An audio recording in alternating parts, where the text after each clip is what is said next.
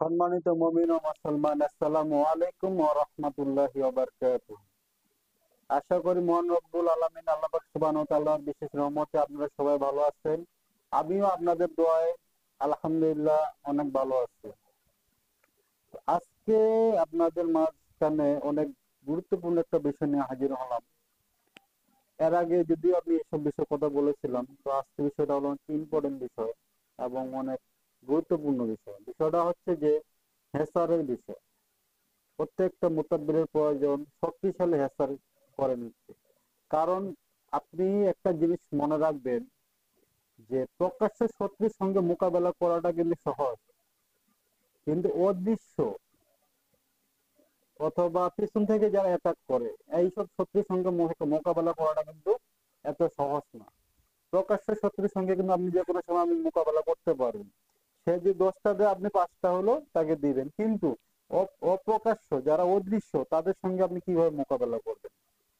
এটা কোনো সময় সম্ভব না। যার কারণে আপনাকে 100% আপনাকে সে নিজের শরীর হেফাজতের যে আমলগুলা, এই আমলগুলা শক্তিশালী এবং অনেক পাওয়ারফুল ভালো আমল করতে হবে, যাতে আপনারা জিন্নাত অথবা কোনো তান্ত্রিক অথবা কোনো মানুষ আপনার যদি কোনো ধরনের কোনো ক্ষতি না করতে পারে। তো আমরা আগে গ্রামে গঞ্জে শুনছিলাম যে মোতাব্বিরেরা যারা নাকি জিন্নাতের চিকিৎসা করে, তাদের ফ্যামিলির মধ্যে বাচ্চা অথবা এই যে কবিরাজ, তার একসময় দেখা গেছে অনেক অসুস্থ হয়ে যায় কিংবা তাদের অনেক ক্ষতি করে। কারণ কি? তারা হয়তো এই জিনিসগুলো জানতো না কিংবা বুঝতো না যে নিজের জিন্নাতের বিপক্ষে লাগতে গেলে ওরা কিন্তু অনেক শক্তিশালী, কিন্তু তারা কিন্তু অনেক জাদুবিদ্যা জানে তারা। আর আমরা কতদিন বাঁচি, তার আমাদের থেকে তাদের কিন্তু জ্ঞান অনেক বেশি। তার জন্য ওদের সঙ্গে লাগতে গেলে অবশ্যই জিন্নাতের সম্পর্কে অনেক অনেক আইডিয়া আপনার নিতে হবে, অনেক নলেজ নিতে হবে, জিন্নাত সম্পর্কে আপনার ধারণা রাখতে হবে। তারপরে আপনি জেনে শুনে সব বিষয় তারপরে আপনি এই লাইনে আসবেন। তো এই লাইনে আসে সর্বপ্রথম আপনার যে কাজটা আপনাকে ইম্পর্টেন্ট আগে করতেই হবে তা হলো আপনার হেফাজতের আমল করতে হবে। তো এই বিষয় নিয়ে আমার এর আগে একটা ভিডিও দেওয়া হয়েছে, ওই আমলটা অবশ্যই করে নেবেন। আজকে যে আমলটা নিয়ে বিষয়ে কথা বলবো এই আমলটা অবশ্যই করে নেবেন।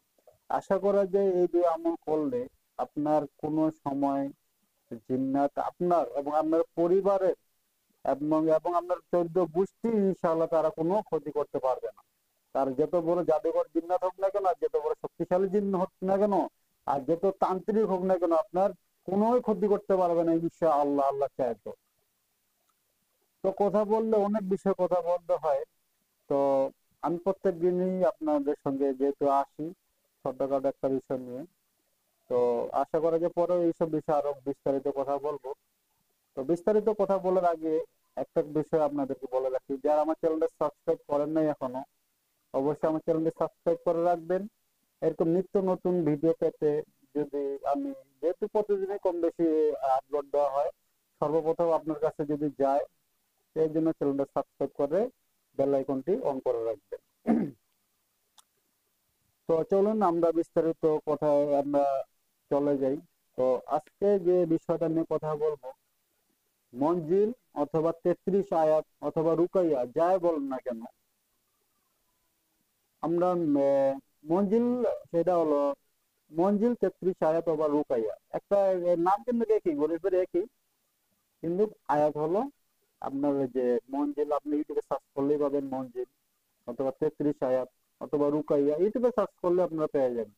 আয়াত কিছু একটু অল্প কিছু কম বেশি আছে, কিন্তু সবগুলো একই।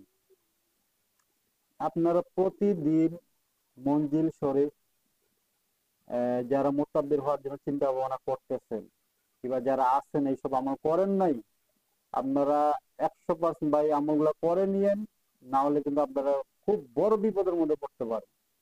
আর আপনাকে আমি আগে প্রথমে একটা জিনিস বলছি, বিশ্ব শত্রুর সাথে মোকাবেলা করা যায়, কিন্তু অদৃশ্য শত্রুর সাথে মোকাবেলা করাটা এত সহজ না। যার কারণে আপনাকে পরিপূর্ণ প্রোটেক্ট এবং হেফাজতের আমল অবশ্যই করে নিতে হবে। তাহলে ইনশাআল্লাহ আল্লাহ চায় তো আপনার কোনো রকম জিন্নাত কোনো রকম ক্ষতি করতে পারবে না, অথবা তান্ত্রিক জিনেরাও আপনার কোনো রকম চালান দিল আপনার কোনো সমস্যা হবে না। তো দ্বিতীয়ত, আপনি যে তাদের বিরুদ্ধে লাগতে যাচ্ছেন, আপনার আপনার ফ্যামিলির মধ্যেও কিন্তু একটা রিস্ক থাকে থাকে, যার কারণে পুরা ফ্যামিলি এবং নিজেকে আত্মরক্ষার জন্য আপনাকে এই আমলটা অবশ্যই করতে হবে, মঞ্জিলের আমলটা। তো চলুন আমরা বিস্তারিত আমলের দিকে চলে যাই। আমলটা করার নিয়ম হচ্ছে যে প্রতিদিন আপনাকে 6 বার মঞ্জিল তেলাওয়াত করতে হবে। ফজরের নামাজের পরে একবার, জোহরের পরে একবার, আসরের পরে একবার, মাগরিবের পরে, এশারের পরে একবার, এবং কি ঘুমানোর আগে আরেকবার তেলাওয়াত করে আপনি ঘুমিয়ে যাবেন। এই আমলটা দিনে 6 বার কন্টিনিউ প্রতিদিন করবেন। এভাবে টানা 41 দিন আমলটা করতে হবে। 41 দিন পরে ইনশাল্লাহ আপনি এই আমলের আমেল হয়ে যাবেন। আমলটা জারি রাখার জন্য প্রতিদিন সকালে একবার, সন্ধ্যায়, সূর্য থাকা অবস্থায় একবার, সূর্য ডুবার পরে একবার এই আমলটা আপনাকে অবশ্যই করে নিতে হবে। তাহলে ইনশাআল্লাহ আল্লাহ চায় তো সমস্ত বিপদ থেকে ইনশাআল্লাহ আপনি হেফাজতে থাকবেন ইনশাআল্লাহ। তো আমল করার আগে অবশ্যই আপনার সময় নির্ধারণ করে রাখবেন। যে কোনো সময় রাত্রে আয়েশা নামাজের পর একটা সময় নির্ধারণ করে রাখবেন। এবং অবশ্যই যে কোনো আমলে আপনারা করেন না কেন, ইস্তেগফার, দুরূদ শরীফ অবশ্যই পড়ে নেবেন গজের সংখ্যায়। করার পরে ইনশাল্লাহ কন্টিনিউ আমলটা করবেন। এবং কি আমলটা জারি রাখার জন্য প্রতিদিন আমল শেষে দিনে দিনে একবার, রাত্রে একবার এই আমলটা কন্টিনিউ করতে থাকবেন ইনশাআল্লাহ। আল্লাহ চায় তো আপনার সমস্ত মালা মুসিবত থেকে, শয়তানের পক্ষ থেকে, মানুষের পক্ষ থেকে, জিন্নাতের পক্ষ থেকে ইনশাআল্লাহ আপনি হেফাজত থাকবেন ইনশাআল্লাহ। এবং কি আপনার পুরো ফ্যামিলিও সেফটি থাকবে। আশা করা যায় নেক্সট এইসব বিষয় নিয়ে আরো অনেক